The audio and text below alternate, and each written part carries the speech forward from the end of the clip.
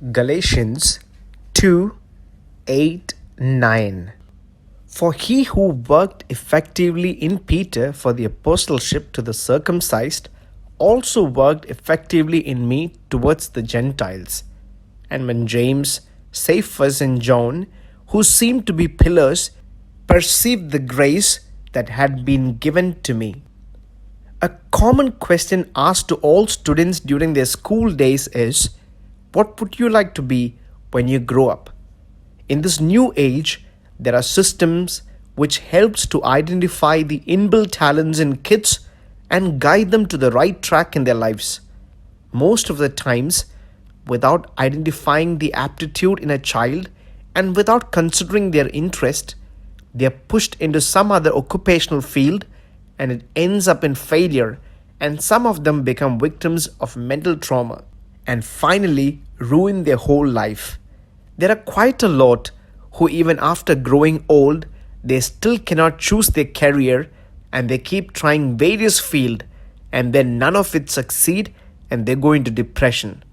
When today's world keeps changing so quickly, there are few who can't cope with these developments and change their mindset and they too fail.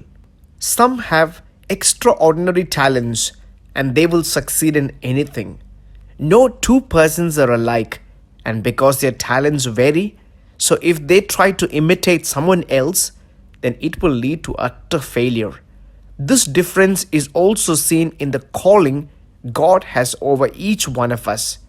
Apostle Paul, Peter, and all understood this. They realized this among themselves and they encouraged each other and cooperated with each other. They acknowledged and considered the other better. They weren't stubborn that others should do exactly like they did, and if they were not that way, still they didn't refrain from accepting those people. Hence, they were able to do their ministry like God wanted them to do, and were able to see the fruits of it. Have we been able to recognize what is the responsibility God has entrusted us with? Let us not try to imitate anyone else, but are we to ensure that we will work according to the grace God has gifted us with? Without aiming for wealth or fame, are we just aiming for the glorification of God's name? Is the expansion of God's kingdom the only motive that rules us? They that have the gift to write, let them write. If anyone is gifted to teach, let them teach. If anyone is gifted to preach, sing, and write songs, let them all use it according to the grace God has gifted each one with.